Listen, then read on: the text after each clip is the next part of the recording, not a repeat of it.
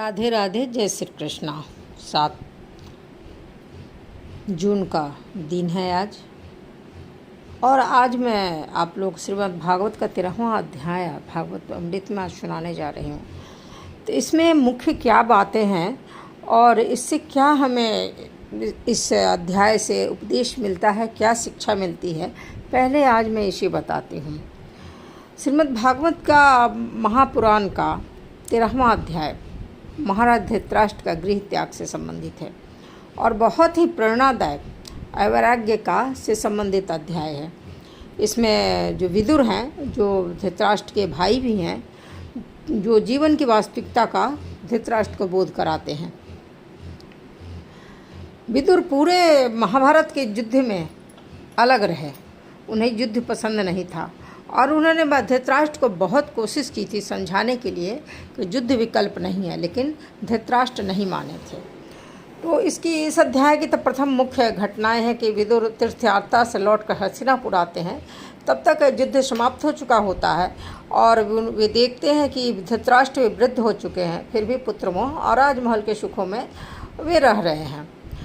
और विदुर वहाँ पर उन्हें बहुत ही कठोर उपदेश देते हैं और लेकिन कल्याणकारी उपदेश देते हैं। विदुर का उपदेश देने की मंशा ये नहीं है उन्हें चोट पहुँचाना, लेकिन वे उन्हें जीवन की वास्तविकता कठोरता से उन्हें समझा रहे हैं कि आपके सारे पुत्र मृत्यु को प्राप्त कर चुके हैं और जिन चाचा भाई के पुत्रों को आपने कष्ट दिया, उन्हें अनेक बार मरवाने का कोशिश किया और आप उन्हीं के आश्रित आज हो रह रहे हैं।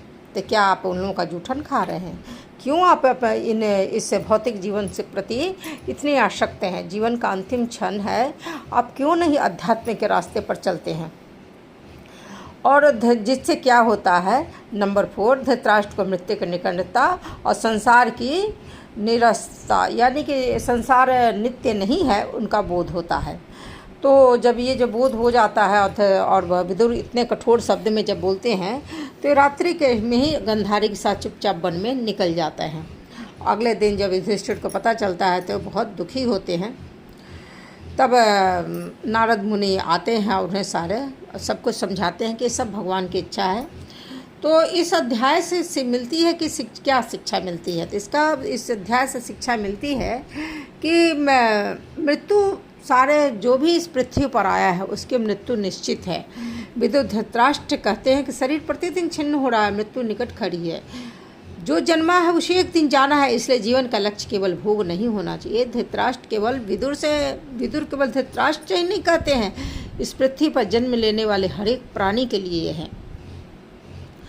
और मोह क्या है? संसार में प्राणी के लिए सबसे बड़ा क्या है? सबसे बड़ा मोह ही बंधन होता है। धृतराष्ट्र ने सब कुछ खो दिया, फिर भी महल नहीं छोड़ पा रहे थे, राज्य सत्ता का सुख को छोड़ नहीं पा रहे थे। तो शिक्षा मिलती है कि धन, परिवार, पद और प्रतिष्ठा का बहुत ज़्यादा मोह क्या होता है? आध्यात्मिक प्रगति में बाधक होता है। और तीसरी शिक्षा मिलती है कि सही समय पर जीवन में वैराग्य का होना बहुत आवश्यक है। वृद्धावस्था में यदि मनुष्य केवल भौतिक सुखों में लगा रहे तो जीवन व्यर्थ हो जाता है। तो जीवन के उत्तरार्थ में भगवान की भक्ति और आत्मचिंतन करना बहुत ही ज़रूरी है कि उसे आत्मा को मुक्ति मिलती है। और सच्चा मित्र वही है जो सत्य कहे। विदुर ने बड़ा ही कठोर शब्दों में धृतराष्ट्र को सच्चाई से अवगत कराया। ऐसे भी सच्चाई सब क्या होता है? कठोर ही होता है। उन्होंने कोई ऐसी नहीं बात की जिससे धृतराष्ट्र खुश हुए। उन्होंने एकदम सही रास्ता उन्हें बताया, उन्हें कटु शब्द सुनाए। जो व्यक्ति हमें हमारी भूल बताकर सुधारता है वही वास्तविक हितैषी होता है। और 5वां, भगवान की योजना ही सर्वोपरि है। नारद मुनि जी युधिष्ठिर को समझाते हैं, संसार में कोई किसी का अस्थायी रक्षक नहीं है, अंततः सब भगवान के अधीन है। तो आत्मकल्याण में देर नहीं करनी चाहिए। धृतराष्ट्र लगभग जीवन के अंतिम चरण में जगे। भक्ति और आत्मचिंतन को बुढ़ापे तक टालना उचित नहीं, जितना जल्दी हो उस रास्ते पर मुड़ जाना चाहिए, क्योंकि जीवन बहुत क्षणिक है। भक्ति और आत्मचिंतन को बुढ़ापे तक टालना नहीं उचित होता है। जब मनुष्य मृत्यु को निश्चित समझकर संसार के मोह को छोड़कर भगवान का शरण ग्रहण करता है, तभी उसका जीवन वास्तविक सफल होता है। तो चलिए आज के पंचांग की तरफ चलते हैं। आज रविवार है और ज्येष्ठ मास का कृष्ण पक्ष है। तिथि सप्तमी है और ये 7 जून को 3:24 बजे तक ही है सप्तमी। उसके बाद अष्टमी हो जाएगा। और सूर्योदय है 5:44 पर।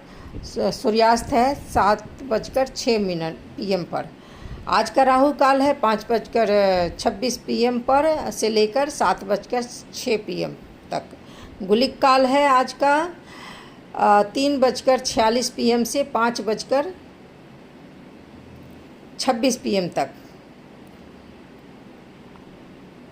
आज का ब्रह्म मुहूर्त है 4:08 AM से 4:56 AM तक। आज का अमृत काल है 10:41 PM से 12:16 AM तक। और अभिजीत मुहूर्त है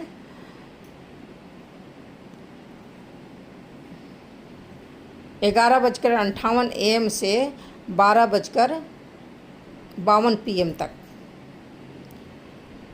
राहु काल 5:26 PM से 7:06 PM तक। गुलिक काल 3:46 PM से 5:26 PM। और आज का पूजा का श्रेष्ठ समय है पुरुषोत्तम मास में जप पाठ कथा या भगवान श्री कृष्ण विष्णु की पूजा करते हैं तो ब्रह्म मुहूर्त में। और जप ब्रह्म मुहूर्त में जप ध्यान विष्णु सहस्त्रनाम का पूजा। और अभिजीत में विशेष पूजा संकल्प दान। अमृत काल में मंत्र जप भजन श्री कृष्ण स्मरण। पुरुषोत्तम मास में ओम नमो भगवते वासुदेवाय मंत्र का 108 बार जप बहुत फलदायी माना जाता है। तो आज का चलते हैं पुरुषोत्तम मास की कथा के तरफ। पुरुषोत्तम मास की 22वें दिन की कथा सुनते हैं। एक समय की बात है, धर्मपरायण और जिज्ञासु राजा दृढ़धर्मा के मन में पुरुषोत्तम मास के व्रत को लेकर बहुत से प्रश्न उठे। वे जानना चाहते थे कि इस पवित्र मास में कौन से नियमों का पालन करना चाहिए और किन बातों से दूर रहना चाहिए। वे विनम्र होकर अब वाल्मीकि मुनि से बोले, हे प्रभु, कृपा करके मुझे विस्तार से बताइए कि इस व्रत में क्या करना उचित है और क्या करना उचित नहीं है। तब भगवान की प्रेरणा से महर्षि ने मुस्कुराते हुए कहा कि राजन, तुमने बहुत कल्याणकारी प्रश्न किया है। ध्यानपूर्वक सुनो, मैं तुम्हें पुरुषोत्तम मास के नियम संक्षेप में बताता हूँ। उन्होंने आगे कहा, इस मास में व्रती को संयम और पवित्रता के साथ रहना चाहिए। उसे हविष्य अन्न का सेवन करना चाहिए, ऐसा सादा और सात्विक भोजन जो बिना तेल मसाले के बना हो और जिसमें शुद्धता हो। यह भोजन उपवास के समान फल देने वाला माना गया है। राजा ने पुनः पूछा, हे मुनिवर, किन वस्तुओं का त्याग करना चाहिए? तो वाल्मीकि जी बोले, हे राजन, इस व्रत में मांस, मदिरा, शहद, तेल, मांस, राई और सभी तामसिक पदार्थों का त्याग करना चाहिए। साथ ही बासी अन्न, दूषित भोजन और दूसरे के हाथ का अन्न भी नहीं लेना चाहिए। प्याज, लहसुन, गाजर, मूली आदि भी त्याज्य है। फिर उन्होंने गंभीर स्वर में कहा, केवल भोजन ही नहीं, आचरण की शुद्धता भी आवश्यक है। व्रती को किसी से बैर नहीं रखना चाहिए, किसी की निंदा नहीं करनी चाहिए, चाहे वो देवता हो, गुरु हो, ब्राह्मण हो या कोई भी प्राणी। पराई स्त्री से दूर रहिए, ब्रह्मचर्य का पालन करो और मन, वचन, कर्म से पवित्र रहना, ये सब व्रत के मूल आधार हैं। राजा बहुत ध्यान से सुन रहे थे। वाल्मीकि मुनि ने कहा, इस मास में व्रती को पृथ्वी पर सोना चाहिए। राजा बहुत ध्यान से सुन रहे थे। वाल्मीकि मुनि ने कहा, इस मास में व्रती को पृथ्वी पर शयन करना चाहिए, पत्तल में भोजन करना चाहिए और दिन में एक बार या नियमित समय पर ही भोजन करना चाहिए। यदि सामर्थ्य हो तो उपवास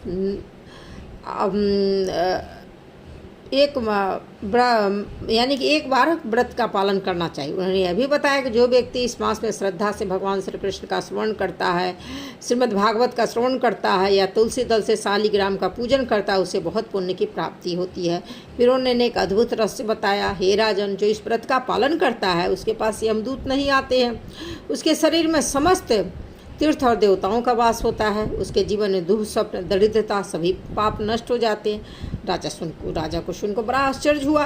अंत में वाल्मीकि मुनि बोले, हे राजन, यह पुरुषोत्तम मास का व्रत सभी यज्ञों से भी श्रेष्ठ है। यज्ञ से स्वर्ग मिलता है, परंतु इस व्रत से भक्त को सीधे भगवान के परम धाम गोलोक को प्राप्त करता है। यह सुनकर राजा दृढ़धर्मा का हृदय भक्ति से भर गया। उसने निश्चय किया कि पूर्ण श्रद्धा और नियम के साथ इस व्रत का 1 महीने तक पालन करेंगे। बोलिए पुरुषोत्तम मास की जय। अब आइए पुरुषोत्तम योग, जो कि श्रीमद् भगवत गीता से मैं लेती हूँ।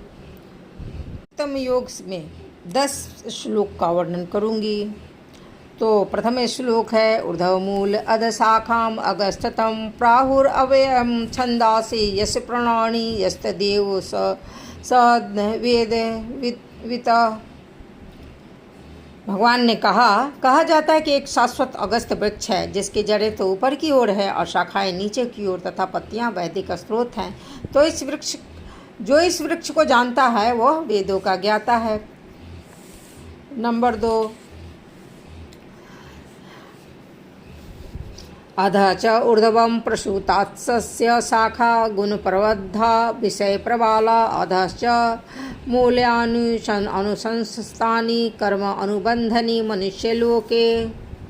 इस वृक्ष की शाखाएं ऊपर तथा नीचे फैली हुई हैं और प्रकृति के 3 गुणों द्वारा पोषित हैं। इसकी टहनियाँ इंद्रिय विषयक हैं। इस वृक्ष की जड़ें नीचे की ओर भी जाती हैं जो मानव समाज के सकाम कर्मों से बंधी हुई हैं। नंबर 3 एवं 4 श्लोक है न रूपम अस्य इह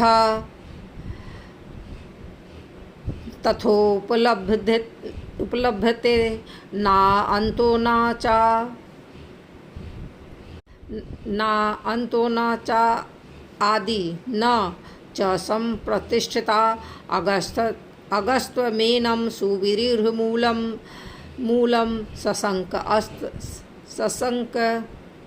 शस्त्रेण दृढ़ेन छित्त्वा तथा पदा परिमार्जित गव्य अस्मिन् गता न निर्वर्तन्ति भूयः त्वमेव च अद्य पुरुषं प्रपदे यतः प्रवृत्ति प्रसूता पुराणी। यानी कि इस वृक्ष के वास्तविक स्वरूप का अनुभव इस जगत में नहीं किया जा सकता। कोई भी नहीं समझ सकता कि इसका आदि कहाँ है और अंत कहाँ है या इसका आधार कहाँ है। लेकिन मनुष्य को चाहिए कि इस दृढ़ मूड वाले वृक्ष को विरक्ति के शस्त्र से काट गिराए। तत्पश्चात उसे ऐसे स्थान की खोज करनी चाहिए जहाँ जाकर लौटना न पड़े और वहाँ उस भगवान की शरण ग्रहण कर ली जाए जिससे अनादिकाल से प्रत्येक वस्तु का सूत्रपात तथा विस्तार होता आया है। निर्माण मोहा जित संग दोषा आध्यात्म नित्या विनिवृत्त कामा द्वंद्व विमुक्ता सुख दुख संज्ञ गच्छन्ते अमूढ़ा पदम अव्ययम ततः। यानी कि जो झूठी प्रतिष्ठा मोह तथा कुसंगति से मुक्त है, जो शाश्वत तत्वों को समझते हैं, जिन्होंने भौतिक काम को नष्ट कर दिया है, जो सुख तथा दुख के द्वंद्व से मुक्त हैं और जो मोह रहित होकर परम पुरुष के शरणागत होना जानते हैं, वे उस शाश्वत राज्य को भी प्राप्त कर लेते हैं। नंबर 6 न तद भास्यते सूर्यो न शशांको न पावक यद भक्त्या च निर्वर्तन्ते तद धाम परमं मम। वह मेरा धाम, वह मेरा परम धाम न तो सूर्य या चंद्र के द्वारा प्रकाशित होता है और न ही अग्नि या बिजली से। जो लोग वहां पहुंच जाते हैं वह इस भौतिक जगत में फिर से लौटकर वापस नहीं आते। प्रसाद मम एव अंश जीवलोके जीवभूत सनातन मन षष्ठानि इंद्रियाणि प्रकृतिस्थानि करसति। यानी कि इस बद्ध जगत संसार में सारे जीव मेरे शाश्वत अंश है। बद्ध जीवन के कारण वे 6 इंद्रियों से घोर संघर्ष कर रहे हैं जिनमें मन भी सम्मिलित है। 8वां है शरीरम यद प्राप्नोति यच्च उत्क्रमातीश्वर यद प्राप्नोति च अपि उत्क्रामिति ईश्वरः गृहीत्वा एतानि संयाति वायुर्गंधान इव आशयात। इस संसार में जीव अपने देहात्म बुद्धि को एक शरीर से दूसरे में उसी तरह ले जाता है जिस तरह वायु सुगंधि को ले जाता है। इस प्रकार वह एक शरीर धारण करता है और फिर उसे त्याग कर दूसरा शरीर धारण करता है। श्रोतु चक्षु स्पर्शेन च रसन घ्राणमेव च अधिष्ठाय मनश्चाय वेश्या अनुपसेवते। इस प्रकार दूसरा स्थूल शरीर धारण करके जीव प्रत्येक प्रकार का कान, आँख, जीभ, नाक तथा इंद्रिय स्पर्श को प्राप्त करता है।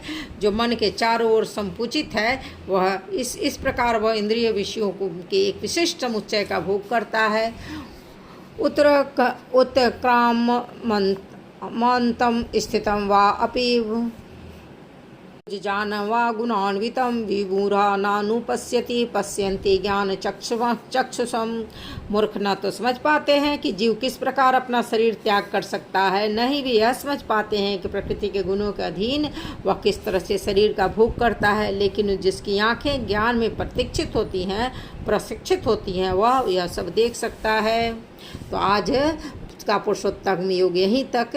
अब आगे चलते हैं श्रीमद् भागवत अमृत में, जो कि धृतराष्ट्र गृह को त्याग करते हैं, जिसका मैंने संक्षेप में पहले ही सुनाया कि धृतराष्ट्र जो हैं रात्रि में ही गृह को त्याग देते हैं और साथ में उनकी पत्नी गांधारी भी गृह त्याग करके वन की तरफ चल देते हैं।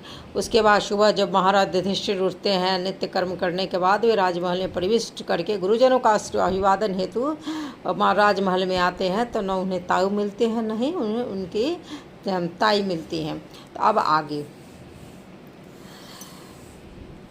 तो उसके बाद वे महाराज युधिष्ठिर अपने चचा और चाची को खोजते हैं। मेरे शुभचिंतक चाचा महात्मा विदुर तथा अपने सभी पुत्रों के निधन से शोकाकुल माता गांधारी कहाँ है? मेरे ताऊ महाराज धृतराष्ट्र भी अपने समस्त पुत्रों तथा पौत्रों की मृत्यु के कारण शोकार्थ थे। निसंदेह मैं बहुत कृतज्ञ हूँ, अतएव क्या मेरे पापों को गंभीर मानकर पत्नी सहित गंगा में कूद पड़े? वे सोच रहे हैं। जब मेरे पिता पांडु की मृत्यु हो गई तब और हम सभी छोटे छोटे बालक थे, तो इन दोनों चाचा ताऊ ने हमें विभिन्न समस्त प्रकार की विपत्तियों से बचाया था। वे सदैव हमारे शुभचिंतक रहे, वे कहाँ चले गए? तो श्री सुत गोस्वामी कहते हैं, करुणा और मानसिक क्षोभ के कारण संजय अपने स्वामी धृतराष्ट्र को न देखने से बहुत दुखी थे, अतएव महाराज युधिष्ठिर को ठीक से वे नहीं बता पाते हैं। संजय सर्वप्रथम उन्होंने बुद्धि द्वारा अपने मन को शांत किया, फिर अश्रु पूछते हुए अपने स्वामी महाराज धृतराष्ट्र के चरणों का स्मरण करते हुए महाराज युधिष्ठिर के प्रश्नों का संजय उत्तर देते हैं। संजय ने कहा, हे कुरुवंशी, मुझे आपके दोनों बुजुर्गों तथा गांधारी के श्रमकल्प का कुछ भी पता नहीं है। हे राजन, उन महात्माओं द्वारा उन्होंने मुझे छोड़कर वे चले गए। तब संजय जब इस प्रकार बोल रहे थे, तब शक्ति संपन्न दैवी पुरुष श्री नारद मुनि अपना वीणा लेके वहाँ प्रकट होते हैं। महाराज युधिष्ठिर अपने भाइयों सहित अपने अपने आसन से उठकर उन्हें प्रणाम किया और उनका विधिवत स्वागत किया। महाराज युधिष्ठिर ने कहा, हे देव पुरुष, मैं नहीं जानता मेरे दोनों चाचा कहाँ चले गए, न ही मैं अपनी तपस्विनी ताई को देख रहा हूँ, जो अपने समस्त पुत्रों की क्षति के कारण शोकाकुल थे। आप उन इस अपार महासागर में जहाज के कप्तान के समान हैं और आप ही हमें अपने गंतव्य मार्ग को दिखा सकते हैं। इस प्रकार संबोधित किए जाने पर देव पुरुष भक्तों में सर्वश्रेष्ठ चिंतक नारद मुनि कहने लगे। नारद मुनि ने कहा, हे धर्मराज, आप किसी के लिए शोक मत करिए, क्योंकि सभी मनुष्य परमेश्वर के अधीन हैं। अतः समस्त जीव तथा उनके लोकपाल अपनी रक्षा के लिए पूजा करते हैं। वे ही सबको पास लाते हैं और वही उन्हें विलग भी कर देते हैं। जिस प्रकार एक बैल एक लंबी रस्सी से नाक से नत्थे होकर बंधन में रहता है, उसी प्रकार मनुष्य जाति विभिन्न वैदिक आदेशों से बंधकर परमेश्वर के आदेशों को पालन करने हेतु बद्ध है। जिस प्रकार खिलाड़ी अपनी इच्छा अनुसार खिलौनों को सजाता है तथा बिगाड़ता है, उसी प्रकार श्री भगवान की परम इच्छा से मनुष्यों को भगवान पास लाते हैं और फिर उन्हें विलग कर देते हैं।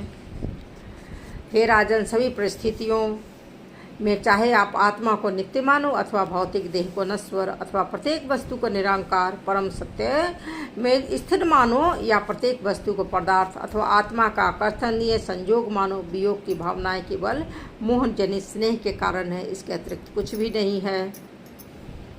अतः तुम आत्मा को न जानने के कारण उत्पन्न अपनी चिंता को छोड़ दो।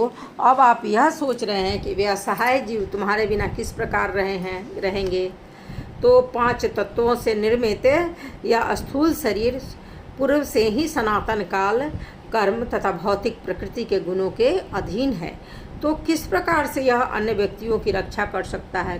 कहने का मतलब, जबकि वह स्वयं सर्प के मुंह में फंसा हुआ। कोई मनुष्य किसी दूसरे की रक्षा नहीं कर सकता है। हाँ, निमित्त बन सकता है भगवान का, लेकिन वो रक्षा नहीं कर सकता है, क्योंकि काल के गाल में तो खुद ही व्यक्ति फंसा हुआ, तो दूसरे की क्या रक्षा कर सकते हैं।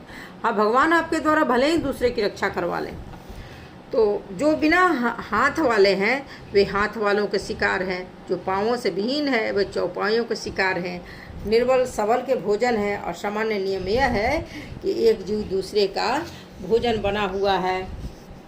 अतः हे राजन, तुम्हें एकमात्र परमेश्वर को देखना चाहिए जो अद्वितीय है और जो विभिन्न शक्तियों के से साक्षात प्रकट होते हैं और अंदर तथा बाहर दोनों ओर हैं। कहने का मतलब जो नहीं है आपके पास उसकी चिंता आप मत करें, उसकी चिंता करने के लिए ईश्वर हैं, उस चिंता को ईश्वर ठीक करेंगे। आपकी चिंता करने से कुछ भी नहीं होगा, आप किसी की भी रक्षा नहीं कर सकते हैं। आप पहले खुद की रक्षा कर लीजिए, वही बहुत है। यहाँ पर नारद जी का कहने का मतलब यही है। तो वे ही पूर्ण पुरुषोत्तम भगवान श्री कृष्ण सर्वभक्षी काल के वेश में संसार से द्वेषी मनुष्यों का सर्वनाश करने हेतु पृथ्वी पर अवतरित हुए हैं। भगवान ने देवताओं की सहायता करने के अपने कर्तव्यों को पहले ही पूरा कर दिया है और जो शेष है उसके लिए प्रतीक्षारत हैं। आप सभी पांडव तब तक प्रतीक्षा कर सकते हो जब तक भगवान इस धरा पर उपस्थित है। नारद जी संकेत भी कर देते हैं जब तक भगवान है तभी तक आप भी प्रतीक्षारत हैं, उसके बाद भी आप लोग का भी समय आ जाएगा। हे राजन, आपके ताऊ महाराज धृतराष्ट्र, उनके भाई विदुर तथा उनकी पत्नी गांधारी हिमालय के दक्षिण की ओर गए हैं जहाँ महान ऋषियों के आश्रम हैं। शोकातुर महाराज युधिष्ठिर को धारथ बंधाने तो सर्वप्रथम नारद मुनि ने दार्शनिक दृष्टि से उन्हें उपदेश दिया, फिर अपने दिव्य दृष्टि से देखते हुए ताऊ की भावी गतिविधियों का वर्णन करना आरंभ किया, जो कि इस प्रकार से है।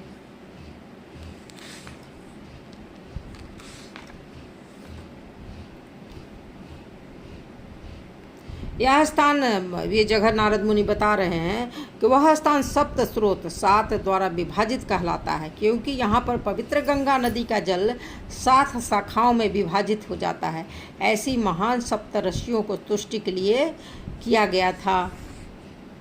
इस समय सप्त स्रोत के तट पर महाराज धृतराष्ट्र नित्य 3 बार प्रातः, दोपहर तथा संध्या समय स्नान करके अग्निहोत्र यज्ञ संपन्न करके तथा मात्र जल पीकर अष्टांग योग का अभ्यास करने में लगे हुए हैं। इससे मनुष्य को मन तथा इंद्रिय पर संयम रखने में सहायता मिलती है और वह पारिवारिक स्नेह संबंधी विचारों से सर्वथा मुक्त हो जाता है। जिसने यौगिक आसनों तथा श्वास लेने की विधि को वश में कर लिया, वह अपने इंद्रियों को पूर्ण पुरुषोत्तम भगवान के प्रति मोड़कर भौतिक प्रकृति के गुणों अर्थात सत्वगुण, रजोगुण तथा तमोगुण के कलेश के सभी के प्रति निर्लिप्त बन जाता है। महाराज धृतराष्ट्र अपने को शुद्ध सत्ता को बुद्धि में संयोजित करके परम पुरुष के साथ जीव के रूप में गुणों के एकात्मकता के बोध सहित परम ब्रह्म के साथ तदात्कार होना होगा। घटाकाश से मुक्त होकर उन्हें आध्यात्मिक आकाश तक ऊपर उठना होगा। उन्हें इंद्रियों के समस्त कार्य बाहर से भी रोक देने होंगे और भौतिक प्रकृति के इंद्रियों गुणों से प्रभावित होने वाली इंद्रियों के अंतःक्रियाओं के प्रति भी अभेद्य रहना होगा। इन समस्त भौतिक कार्यों का परित्याग करने पर वे अचल हो जाएंगे और मार्ग में समस्त अवरोधों को पार कर जाएंगे। हे राजन, हो सकता है कि वे आज से 5वें दिन अपना शरीर छोड़ दें और उनका शरीर राख हो जाए। बाहर से अपने पति को अपनी योग की शक्ति की अग्नि में अपनी कुटिया सहित जलता हुआ देखकर उनकी साध्वी पत्नी एकाग्रता पूर्वक ध्यान मग्न होकर अग्नि में भी प्रविष्ट हो जाएंगी। तब हर्ष तथा शोक से अभिभूत होकर महात्मा विदुर उस पवित्र तीर्थ स्थान से चले जाएंगे। ऐसा कहकर महर्षि नारद ने अपने बीना सहित अंतरिक्ष में आरोहण किया। युधिष्ठिर ने उनके उपदेश को अपने हृदय में धारण किया, जिससे वे सभी शोकों से मुक्त हो गए। श्री नारद मुनि शाश्वत अंतरिक्ष यात्री हैं। उन्हें भगवत कृपा से आध्यात्मिक शरीर प्राप्त हुआ है। वे बिना किसी प्रतिरोध के भौतिक तथा आध्यात्मिक दोनों ही जगतों में बाह्य आकाश में विचरण कर सकते हैं और देखते ही देखते दूर सुदूर के किसी भी ग्रह में तत्क्षण पहुंच सकते हैं। दासी पुत्र के रूप में हम उनके विगत जीवन का वर्णन पूर्व में ही कथाओं में मैं कर चुकी हूँ। शुद्ध भक्तों की संगति करते रहने से ही उन्हें शाश्वत अंतरिक्ष यात्री का पद प्राप्त हुआ था। अतः उन्हें विचरण करने की स्वतंत्रता थी।